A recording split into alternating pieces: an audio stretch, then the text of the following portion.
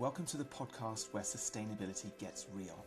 I'm Alan Stenson, I'm your host, and in each episode we uncover the people, ideas and actions driving the journey to net zero. Let's get into it. Welcome back to Emission Possible, the podcast where we explore everything and anything to do with ESG, sustainability, the journey to net zero. And I'm absolutely delighted to be bringing this episode to you today. It's going to be a really interesting one. We are stepping slightly beyond just carbon and into something that really sits at the heart of it all, how we build businesses that are not only sustainable, but fair, responsible and built for the long term. I'm joined today by Brett Mendell, Managing Director of Thomas Neal, a business that's not only recognised for its sustainability credentials, including a King's Award for Sustainable Development, but it's also proudly worker-owned. Brett was awarded an MBE for his work in championing fair pay, ethical leadership and responsible business, and he's become a very strong voice in showing that doing the right thing is not at odds with commercial success. It's actually very much a part of it. So today we're going to explore what that looks like in practice, from worker ownership to supply chains to fair work, and how all of that comes together in the bigger picture of sustainability and net zero. Brett, welcome to the show. Thanks, Alan. It's great to be here. And indeed, we have plenty to talk through today. We do indeed. We're going to jump straight in. Let's start with the structure of the business itself, because I think that's what's really standing out for me, is that you're running a worker-owned business. For those listening, what does that actually mean in practice? Sure. So we in autumn 2023 became an employee ownership trust, abbreviated to EOT. It was set up in 2014 by the then Chancellor George Osborne for businesses really to have the employees part of it, central to it. The organisation is held in a trust on behalf of the employees. So your ownership status essentially comes and goes with your employment. But it's absolutely fantastic because ultimately it really does extend out the collaboration, the views and the thoughts and the feelings of the individuals. And very importantly for them, of course, we are a business. We need to make a profit to survive.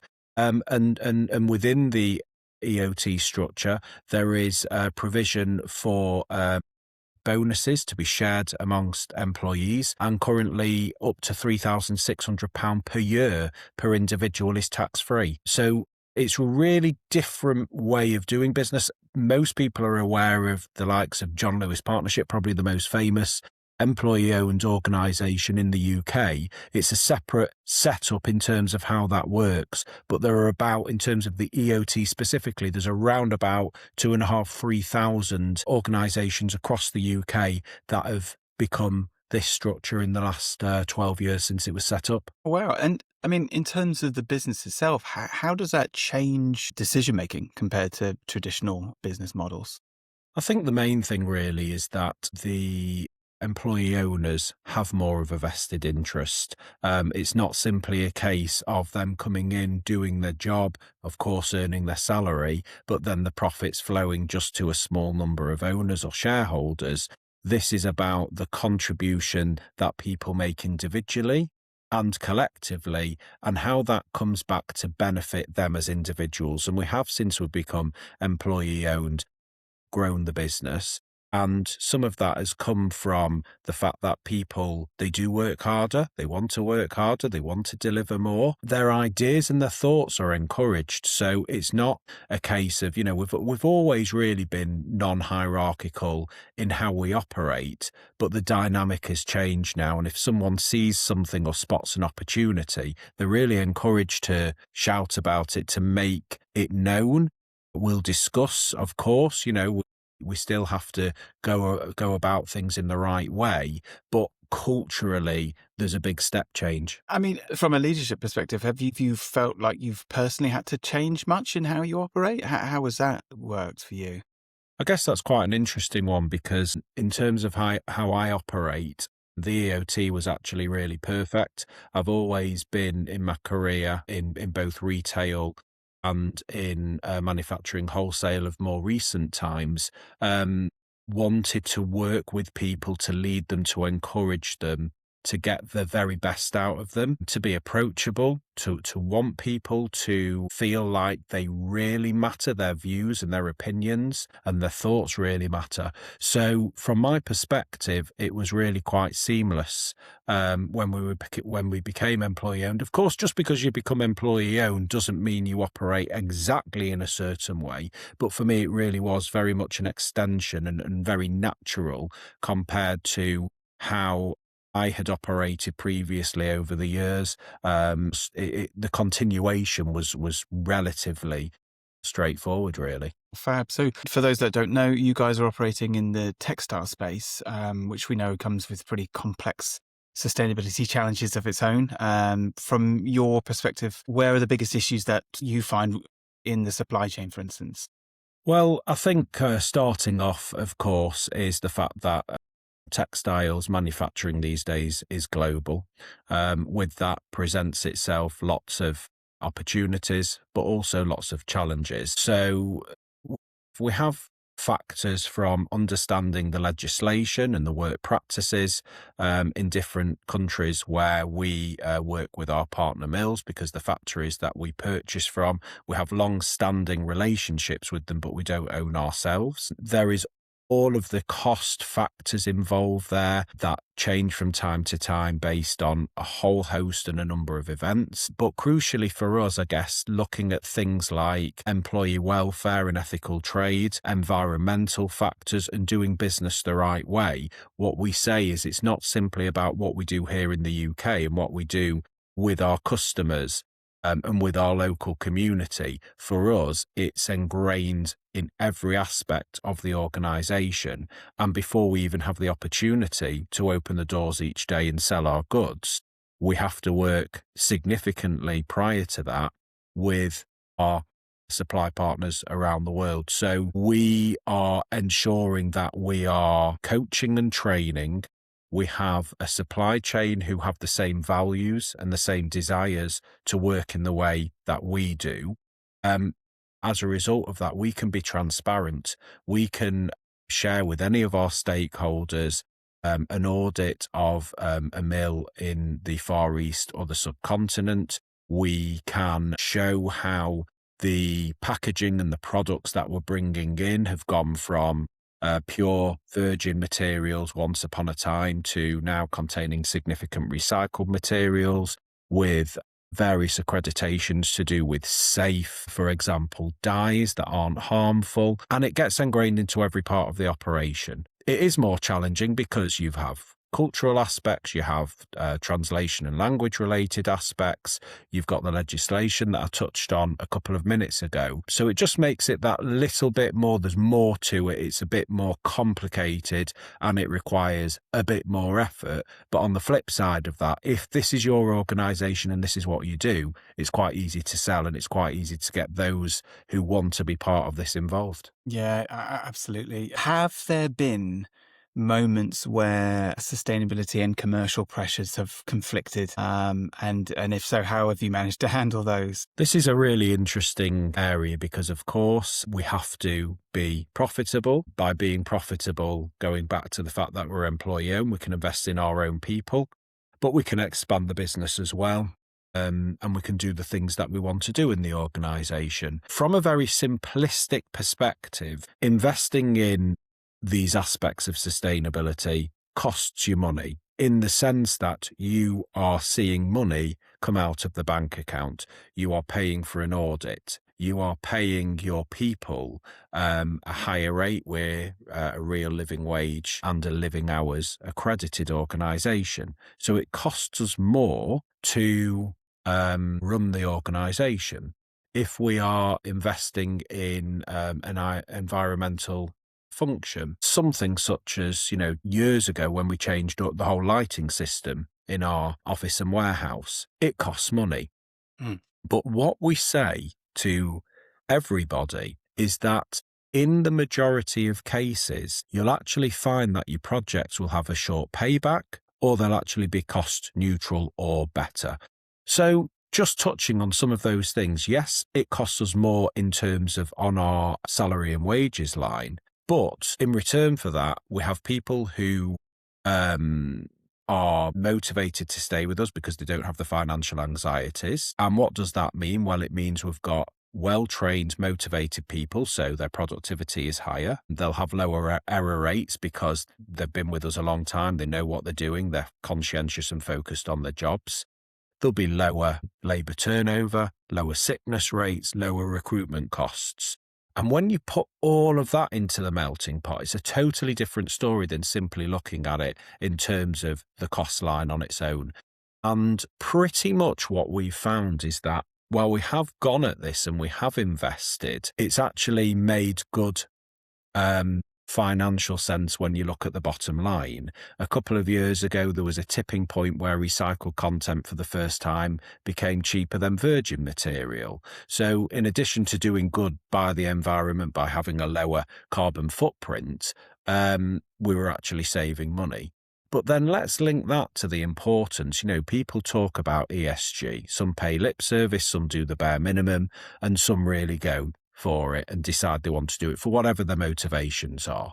But what I can say is from a commercial perspective, it's been very good for our business because we supply a number of government departments and we supply facilities management organisations that supply the government. These topics are massive and they are significant in terms of being awarded part of the marks. People do not just buy on price. Is price important? Of course it is, but it's not the be all and end all. And what we've been able to do through really focusing on all of these different topic areas is help us win more business.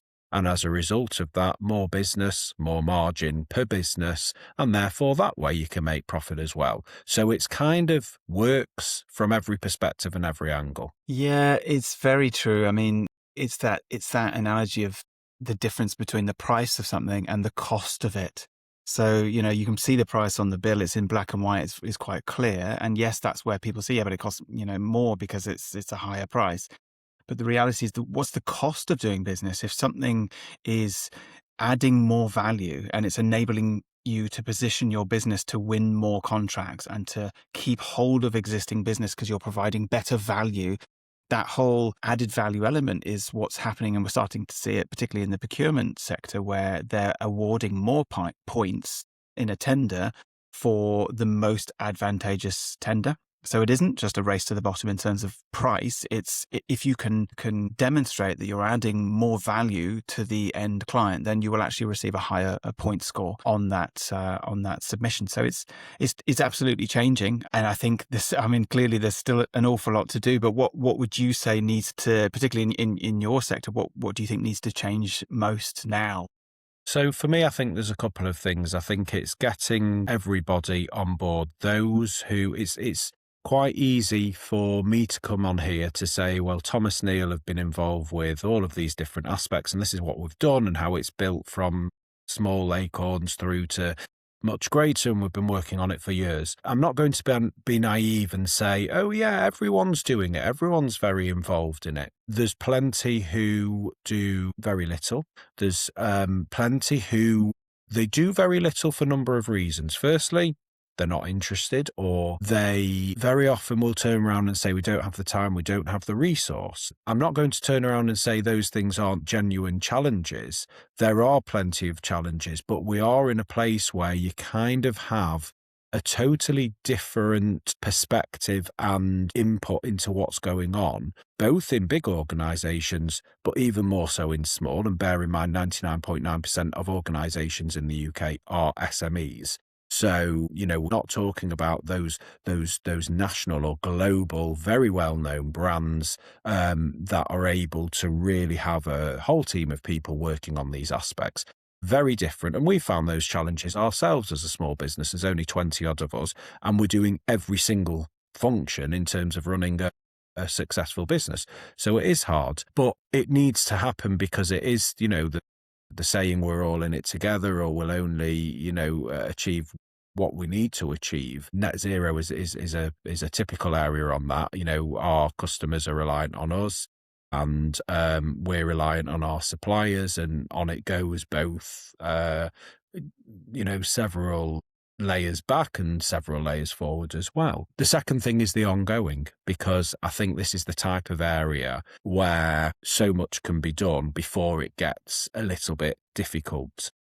Well, if I now start working on that, I'm going to need this time, this resource, this money. And I think the other biggest challenge therefore is that everyone continues, because the fact of the matter is, what are the targets here? Net zero is probably the easiest because it's got definition in terms of what it is to turn around and say you've achieved both your short-term targets right through to your target year. In other areas, what does it mean? It means different things to different organisations. What is ethical trade? What do you prove in terms of ethical trade? What about social value? What is it you should be doing? How much as a pound value should an organisation be going at? And within that, what kind of activities should they be doing?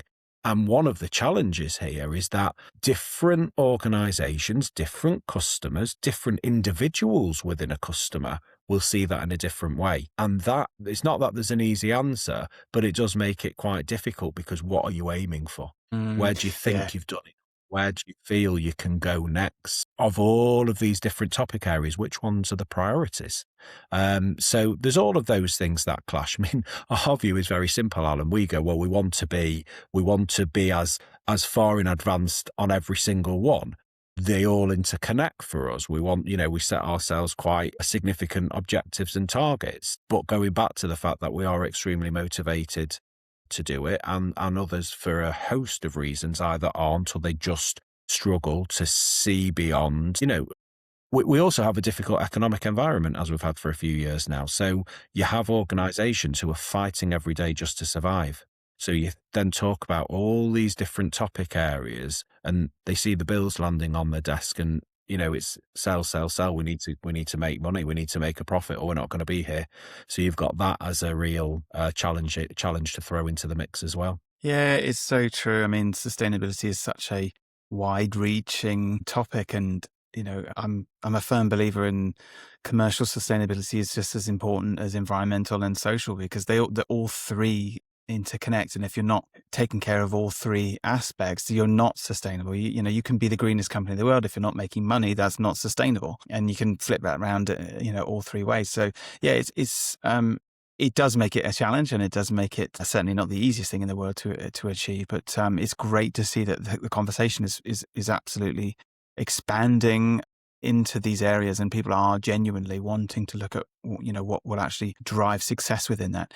In terms of your advocacy for fair pay, for living wage, living hours, you've taken that beyond your own business and into the wider conversation. Where did that passion really come from? I think specifically on those topic areas, and that in itself is quite interesting because that's developed, and I'm now involved, wider outside the business on net zero and on sick pay and rights more generally. But just in terms of the question you ask, what's quite interesting is when I joined Thomas Neal in 2015, one of the first things that we did as an organisation that year is we became accredited to the Real Living Wage, the Living Wage Foundation, who oversee it. And it had only been going at that point for 4 or 5 years, so it was in its relative infancy. It's grown to over 16,000 employers now, and I think it's something like 1 in 7 individuals works for a Real Living Wage accredited employer, which is fantastic, albeit there's still a long way to go. But listening to the people in the organisation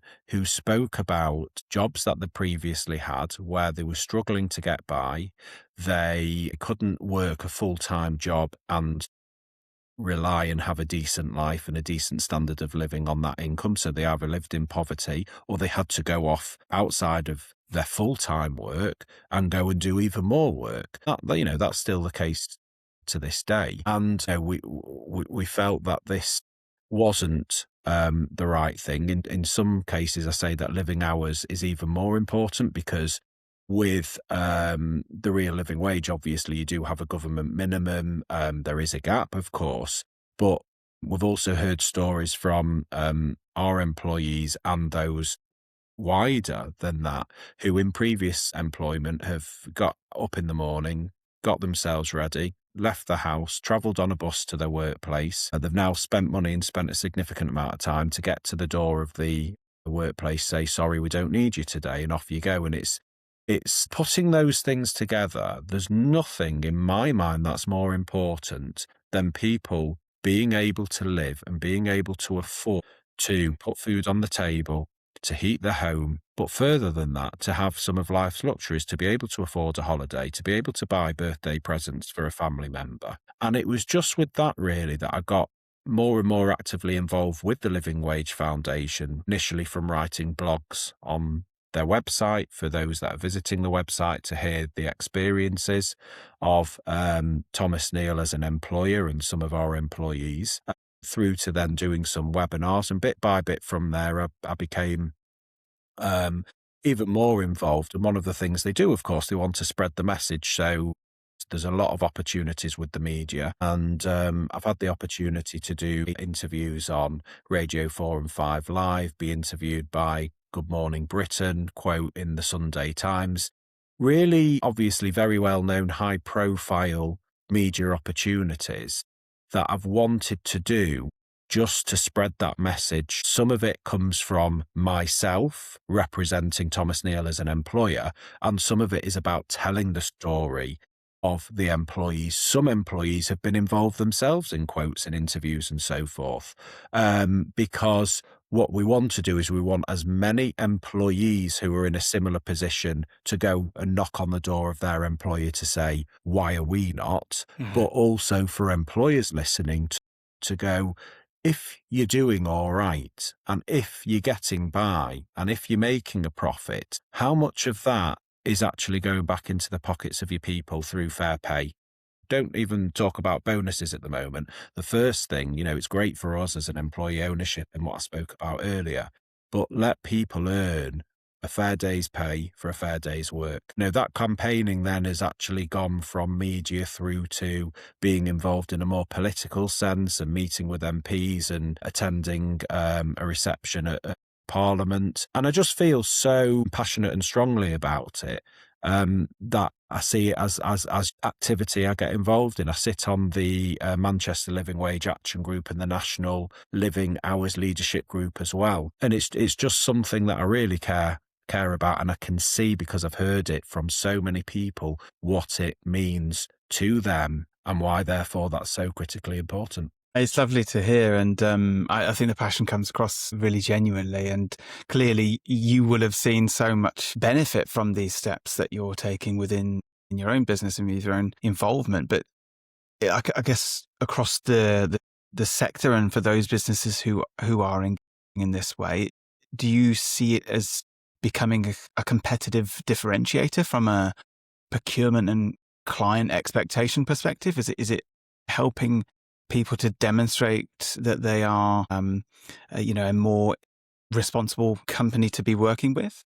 Yeah, there's no doubt about that. I mean, in terms of the real living wage, we are seeing and have seen for quite a number of years now in public sector tenders that you are being asked, are you a real living wage employer? And it does carry weight. We do see private businesses talking about it as well. And that wasn't there 10 years ago. So it does go to show that, the topic is higher profile now. It is being seen. I wouldn't necessarily go as far to say it is a requirement. It's not a prerequisite, but it's the fact of the matter is it's in dialogue. It's being discussed. It is written down as a question. Are you this? As if almost for those that maybe aren't, but they want to work with, or they want to go for a contract, they're sat there and they think, this clearly is obviously quite important to that would-be customer or a current customer as it might be, and that in itself might be something to just get them to go away and think about it. And that's the whole point with this topic area. It's that there's an element of influencing. Can you influence others to look into it and get involved? And the other thing is really, it's that moral question. Are you prepared to pay your people fairly? And for those, what we do hear a lot, well, Brett, we'd like to, but we just, we struggle to get by. And that's a really difficult one to answer. And I turn around and go, well, yeah, there's no point in turning around going, it will be easy for everyone. There are plenty of very successful organisations that make a lot of money that don't pay the people the real living wage. In my view, they could and they should. But of course, for a small organisation that, it's a bit touch and go for them, it's going to be more difficult. Again, pay is one aspect of welfare and looking after your people. What happens if someone gets struck down and they're unwell? Are you paying them in full? Or are you only paying them statutory sick pay? Of course, that's been tightened up a bit with the Employment Rights Act, but it's nowhere near compared to, an organisation going and paying their people full when they're unwell. So I think it's part of a wider topic of how employers support their people. Yeah, and I think it comes back to how I think it's quite clear that your work isn't just sustainability from an environmental perspective. It's from a human perspective. Is there a link between treating people fairly and achieving long-term sustainability goals, do you think? Yeah, I mean, I very much think so, because as we spoke a little bit earlier, you have a variety of topics here, and some organisations will be very focused on one of them, but they'll do very little or nothing in the other areas. We see the central point in the organisation, and in any successful organisation, as the people. Of course, you need to have a compelling product or service and all those other aspects, but it's people that deliver. This is an interesting topic in itself with all of AI, but not one we're going to go into today, luckily. But people are central to the organisation, and they're the ones that will deliver the whole lot. The success of the organisation, they'll be working on the projects to deliver through the environmental reduction or the social value or the ethical trade from those that you're procuring from. So we very much see them as intertwined. We see them as reliant on each other, and that they're not done in silo or isolation. The plan at the high level includes all of the different aspects. And from that, then it becomes a lot easier. It makes a lot more sense. These things come together. You're working on a particular project and you will be able to just pull in the different aspects. And I think that in some respects, when I am talking to others about when they say, oh, well, I'm got this target that I need to achieve on my net zero and I don't have time for this or whatever. And I go, well, actually, it's easier. Once you get going, you can then bring the other aspects in easier. You don't need to go with a totally different project or strategy or whatever it might be, because they can all kind of come together and support each other. I totally agree. It's the businesses that genuinely integrate sustainability, the wider ESG perspective into the fabric of the business, and it becomes part of how they operate, as opposed to, like you say, a siloed objective or some sort of implementation that doesn't connect with anything else. If it's part of how the business operates and it's part of how the business makes its decisions, then clearly that's going to be far more successful. And there's so much less friction involved, because it's not, you're not jarring with anything. It's part of the entire process, and it becomes business as usual. So that's very much key aspect, I think, to driving success when it comes to implementing these things into a business. But I know lots of businesses, particularly SMEs, who are starting to feel more expectation. They're being asked questions that they were never being asked before, and suddenly a statement isn't enough. They need to go into detail. You need to be able to substantiate your claims. You need to be able to evidence and defend your statements and your targets. It can be quite overwhelming, I think, for businesses. Where do you think people should actually be making a start? From your perspective, what would you be saying to someone who's saying, look, I know I need to get on with this, but look, how do I even start this whole huge process? Alan, I'm really pleased you've brought this up, because I think up until this point, it's maybe for those that aren't on the journey, or they're not far on the journey, or they don't really know where to go from the beginning or the point that they're at to, maybe it has sounded overly positive so far of, well, we do it and we get on with it and with this, that and the other. And I'm pleased you brought that up, because you've kind of turned this to the reality aspect. And the reality aspect is somewhere we have been ourselves. We have been, not just at one point, but at various points, kind of hitting a brick wall. We don't have the expertise in the organisation because, we're too small, so we can't have experts there, and we aren't paying for consultants, and it can be very, very challenging. So essentially, what I say is, number one, take small steps. Where we are today hasn't come from the fact that we decided 2-3 years ago that we were going to absolutely go after all of these aspects. Where we are today has come from over 10 years of work, where we start off with very small aspects. In the environmental field, we did things such as replacing light bulbs to LED, light systems to LEDs, replacing the boiler with a more energy efficient boiler, utilising recycled paper for the printer, cutting down on paper use by, trying to go as paperless as possible. Within social value, it was maybe going and spending the odd session in a local school, talking to them about whatever the topic is. Start small, because if you try to go at it too quickly or too wide ranging, you will struggle. We have struggled when we've gone to those too fast or at the wrong angle. But a really good example, if we just zoom into net zero specifically here, is a few years ago, probably as recently as about 5 years ago, we didn't know what net zero was, apart from a very loose topic. We certainly didn't know how we would get involved in it. So what we did was we had to look at some online resources. We ended up going on a course put on by the Green Economy, which is in Greater Manchester, funded by the Greater Manchester Combined Authority. We signed up to a carbon calculator where we input very simple data based on spend across the categories. We were already calculating our energy usage for our ISO 14001. So it was relatively simple.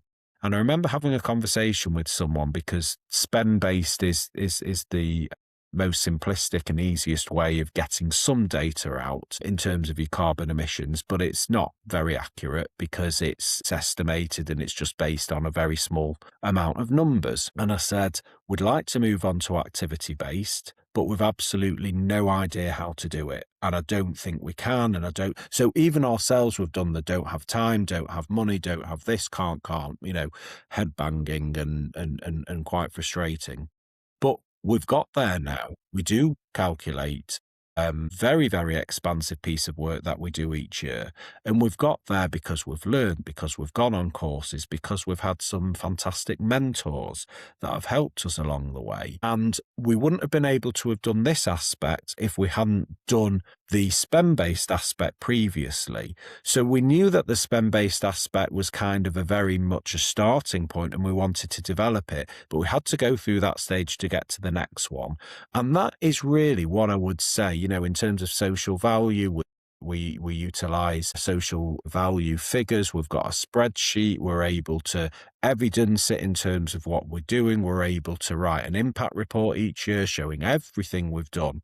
This has not come across overnight. And so I think for any organisation who's either starting or started and stumbling, or even who are quite far on, if we can do it, you can do it, because we have no experts. We haven't got a pot of money that we necessarily, and if you have, fantastic, there's some brilliant organisations and consultants that you can go and talk to, and many do, and they will help. But if you don't have that, or it's only limited, it's not a case of you can't do it yourself. It can be overwhelming. The tools and the resources online can be overwhelming. One of the organisations, certainly from an environmental perspective, that we've worked with is the SME Climate Hub, which is fantastic. It's specifically designed for SMEs. The clue is in the title. And there's lots of resources there which are relevant and appropriate to small organisations. But do not be daunted, and do not turn around and say, I can't do it, because you can do it. And it's not going to be, it probably isn't already, you're probably losing business opportunities because of the fact that you're not doing, or you're not as advanced as other organizations. So yes, we do all of these things because we believe in it and we're passionate, but equally it is good for business and it is enabling us to be commercially successful. So it kind of is logical and sensible to do from every aspect. Yeah, exactly that. And I think it's easy for businesses to fail to get started because they're concerned that it is, in their eyes, very complicated and potentially going to be very costly to get it done. There are a number of good quality resources and tools out there. We're literally launching a 12 steps to net zero guide, which is going to be, a downloadable asset that's through the FMJ, Facilities Management Journal, and that really spells it out in very clear detail as to what to do and how to make that start, and to to really do it in a way that's appropriate for your type of business. We need that starting point. Everybody needs a baseline. You need to understand what that footprint is. And if you don't have activity-based or primary data, a spend-based metric is a good starting point, and it gives you that understanding of where you are. And then if that then helps you to understand where your emissions drivers are and what's causing the largest parts of your footprint, then you know what to focus on. Because if you're focusing in on areas that are going to drive a significant reduction, and that's a great place to spend your time and effort and resources. And that can take lots of different forms because every business is different and there isn't necessarily a one-size-fits-all approach. And that doesn't mean that it stops you from getting started, because there's so much you can do. And any move in the right direction is a good move. So yeah, absolutely. In terms of what you think good looks like now, how would you describe it if we were sat here in 10 years time? And I hope we are having another conversation around where we are in the industry and what's actually happening. But what would you say a genuinely responsible business would look like in 10 years time from now? So I think there's several things there. I think it being part of your overall strategy rather than it being much further down or on a different page or not linked or not even on a piece of paper, because you're just doing bits and pieces and it doesn't pull into what you're trying to achieve as a business overall. So make it part of your purpose and what you're achieving. Make it part of your objective. So we need to sell X, of course you do, but how are you going to, or what are your products going to be in terms of, their environmental credentials? Include things such as how you're working with your partner mills, your community. Obviously there's lots of organizations that are service-based. You can absolutely still significantly do this. This is not just relevant to product-based organizations. Your people should be able to talk about it as much as you do. They should also be part of it and they should be passionate about it as well. So there is something there about culture and training and influencing. You will always have employees who don't believe in it as much as you do, or don't believe in it at all, dare I say. So there's challenges. There are challenges there, but it will be part of who you are. It won't be a bolt-on and it won't be an add-on. And I think as well is it will be, if you have a look over the 10-year period, like we do now compared to 10 years ago, we have a look and we go, wow, we have actually achieved a significant amount. Of course, there's a hell of a long way to go, but we're on that journey, and what we can say is we're significantly on that journey. And then the final points I'd mention is be honest, be transparent. This is a real area of topic of how do I know that your data or the information you provide me, be it to your customer or whoever it is, to whatever stakeholder, how do we know it's authentic? Well, there's a couple of things there. Obviously, let's see the evidence, and there are ways you can go around that. But I think the point as well here is everyone's working on it. Everyone's involved in it or has to be involved in it. Challenges, and we have shortcomings, and we have things that we don't know where to go, what to do. How can we help each other? And I think that if we're open and we're honest about it, yeah, of course, we might be able to get a few more marks on a tender if we write that down. No one might ever check, but that's not really what it's about. And, you might get found out, and that whoever it is like we've helped many people and organizations have helped us as well. So it's continuous improvement and progress and target and make them stretching. You might not hit them all. We don't hit everything that we want to achieve, but we've got that target and we've got that drive to get there. So all of those things put together, and no doubt about it, in 10 years' time, we're going to be in a fantastic place across all organizations, across the UK and across the world. Yeah, absolutely. I would echo all of those. I mean, I would add as well, never make a statement that you can't substantiate. You know, you don't want to be making a claim that someone says, oh, that sounds excellent. How will you do that? And then you're like, we're working on that. You want to be able to really go into the detail of why you've picked a target year, how that's going to be possible. So really being a bit more conservative in terms of the statements that you're making, and focus more on less about the number and more about the system that you have in place to affect change and to influence change. And if you can do that by knowing where your emissions drivers are, then you're going to have a much more structured and targeted approach. And then ultimately there's going to be a much more successful approach to net zero.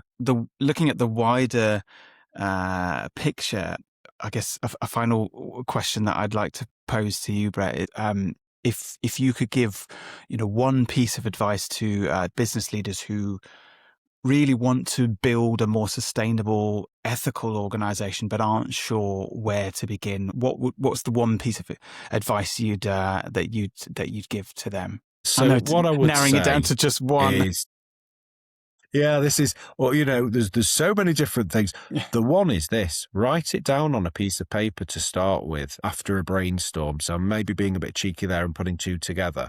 Brainstorm together, talk together, get it on paper, because once you've got that, you might have muddled it. You might not quite be sure whether you can achieve it or how you can achieve it or so forth, but the starting point. From there, everything else will come out of that. That you research things, who you'll go and find to talk to, which organizations or people can support you. It will all stem from that. But your starting point has to be, what are you going to go at? Keep it high level. You're not going to go, well, we want to reduce our emissions by 3.6% in year one. You don't know that. It has to be based on something realistic and achievable. And they are loose initially because you don't know. Do that, get it down on paper, and then from there, everything will open up for you.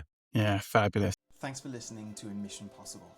If today's episode sparked an idea or presented a challenge, please reach out and let us know. Subscribe, share, and stay tuned, because net zero is absolutely possible.